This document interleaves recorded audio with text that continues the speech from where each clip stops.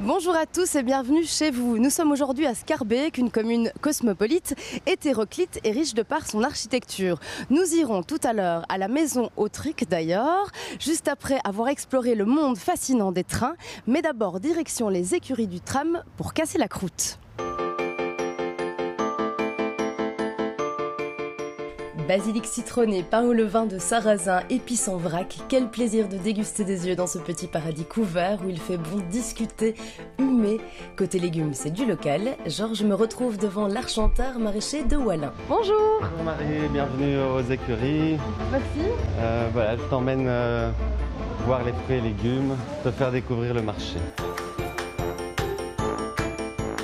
Bonjour, je m'appelle Xavier, je m'occupe du stand des fruits et légumes. Bonjour, c'est Marcel, le boulanger. Bonjour, moi c'est Sylvana, je m'occupe de l'épicerie bio. Bonjour, c'est Angelo, je suis le créateur de Chouque Soupe et également Agricovert.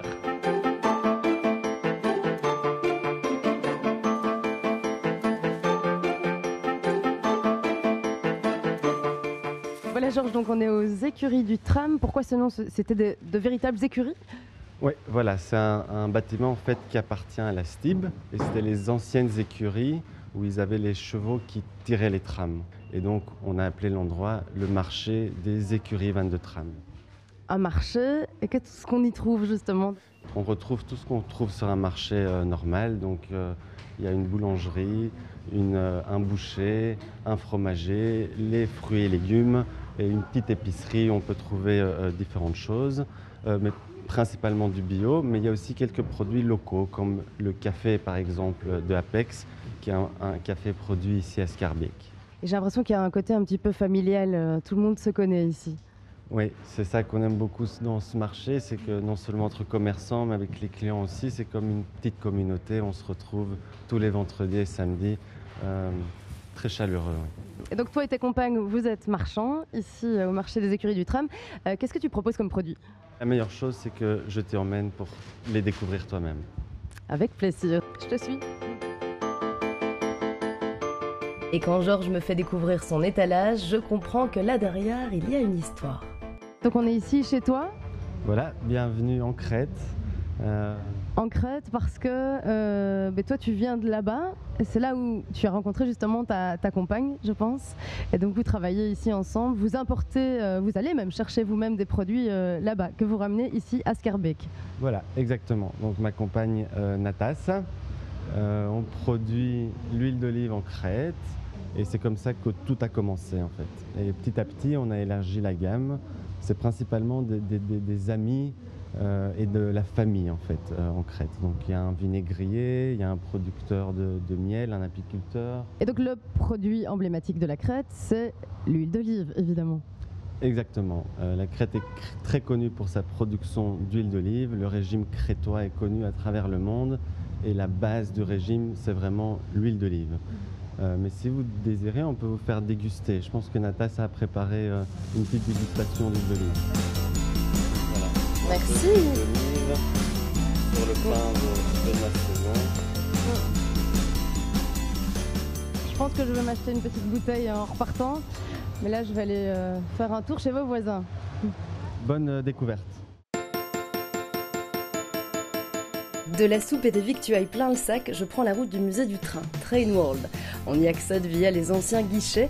J'entre en gare de Schaerbeek. L'esprit d'époque est déjà bien présent.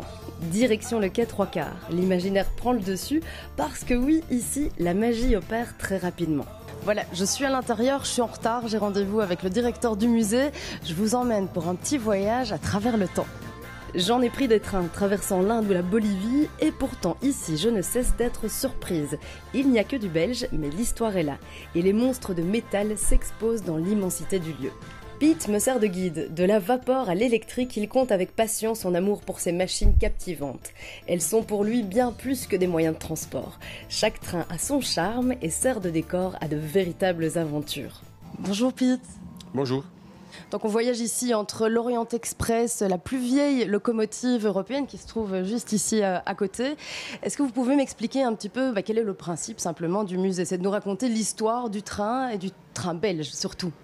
Oui, en effet, l'intention de notre musée, c'est de vous montrer au plus grand nombre le passé, le présent et aussi le futur, de voyager en train. Et c'est une belle histoire parce que c'est vraiment la Belgique qui était le deuxième au monde qui a vraiment développé ce réseau ferroviaire. Vous aussi, j'imagine que vous êtes un homme qui aime les trains. Qu'est-ce qui nourrit votre passion justement pour ces locomotives, pour ces voitures, pour ces trains? Surtout, et c'est ce qu'on voudrait bien montrer ici à Trainbird, les histoires humaines.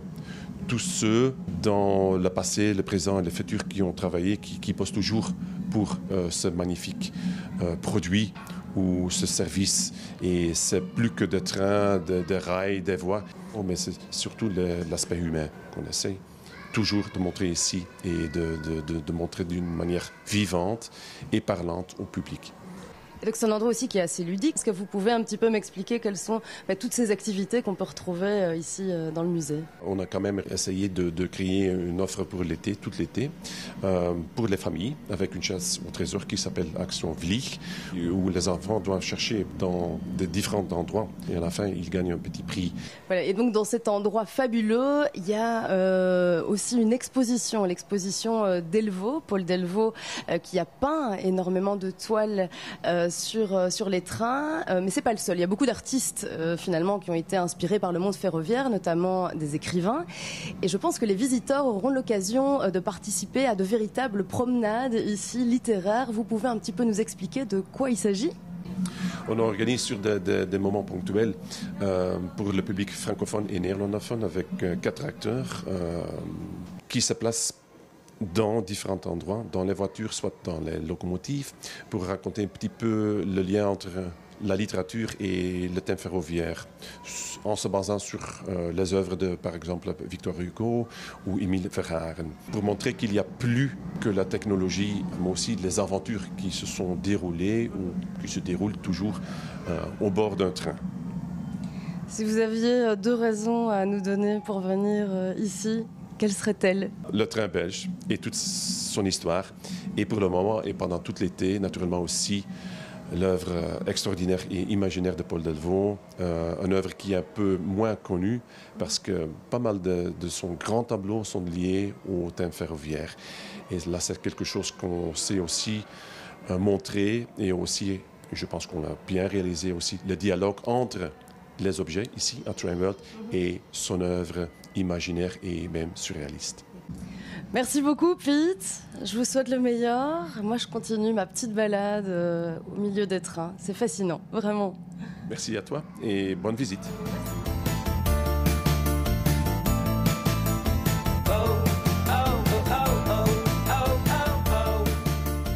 Grande fan de Schouten et Peters, je ne pouvais quitter Schaerbeek sans avoir visité la maison Autric.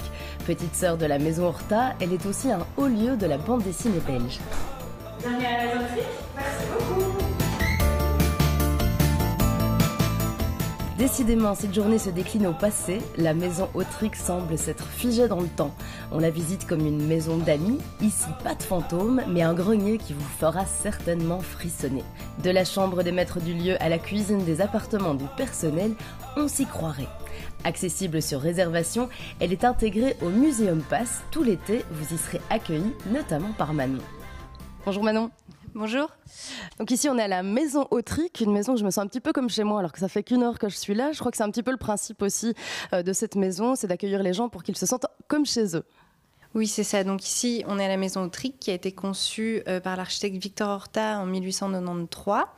Cette maison, elle a eu plusieurs vies et puis elle a été restaurée et désormais c'est un musée où on accueille des visiteurs toute l'année.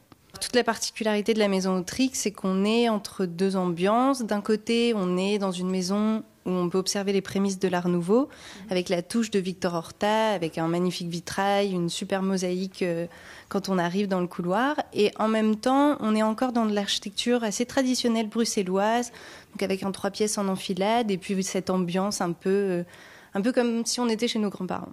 Donc ici, cette maison, elle mélange aussi patrimoine et imaginaire. La BD est omniprésente. Est-ce que tu peux m'expliquer pourquoi? Alors, l'histoire, elle est un petit peu particulière. Cette maison, elle a été redécouverte à l'origine par François Schouten et Benoît Peters, donc, qui sont 2 auteurs de bande dessinée à l'origine des Cités obscures. Donc, c'est un cycle de bande dessinée assez connu. Et donc, c'est vrai qu'on retrouve leur empreinte, notamment dans la scénographie. Donc, pour les admirateurs de l'œuvre de Schouten et Peters, bien sûr, il y a un lien qui se fait tout de suite. Et donc tout cet été, les visiteurs pourront venir ici pour visiter la maison et aussi pour découvrir une exposition Chronicas. Est-ce que tu peux un tout petit peu m'en parler ? Alors pour parler de cette exposition, je te suggère qu'on aille voir Étienne, qui est administrateur de la maison et aussi dessinateur de bande dessinée. Il pourra t'en parler mieux que moi. Bonjour Étienne. Artisan dessinateur comme il aime qu'on le dise, Étienne est un personnage haut en couleur. Humble défenseur de la maison Autric, il a collaboré avec les compères des Cités Obscures et travaillé sur la série Black et Mortimer. Artiste engagé, il a créé le projet Chronicas qui dépasse nos frontières, bruxelloises, belges et même européennes. Bonjour Étienne. Bonjour. Vous êtes un grand artiste de la BD belge et vous êtes aussi un grand voyageur. Alors c'est un petit peu bizarre, mais en fait ici il y a des parfums de Havane, des parfums de Moscou, d'Alger. Expliquez-moi quelle est cette exposition Chronicas à découvrir à la Maison Autric. Alors l'exposition qui s'appelle l'inventaire imaginaire est le résultat d'une expérience que nous avons commencée il y a 4 ans, mais qui était déjà le résultat d'une expérience antérieure, à savoir les ateliers de bande dessinée que j'ai eu l'opportunité et la chance de pouvoir diriger aussi bien à Alger qu'à La Havane. Et tout ça a finalement donné une publication annuelle basée sur le patrimoine, mais le patrimoine de chacune des capitales concernées, Alger, La Havane, Moscou, et surtout le patrimoine vécu par les auteurs. Et en quoi pour vous justement c'est ça qui est intéressant, de lier l'imaginaire au patrimoine réel, si je puis dire? Je suis de ceux qui pensent qu'il y a beaucoup plus de vérité dans une fiction que dans un rapport historique ou bien une analyse sur des faits.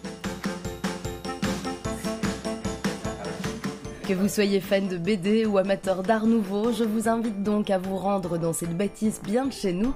Vous y croiserez peut-être Étienne, qui sait. Notre visite d'Oscar Beek se termine déjà, mais je vous promets, je vous prépare plein d'autres surprises et je vous dis déjà à la semaine prochaine.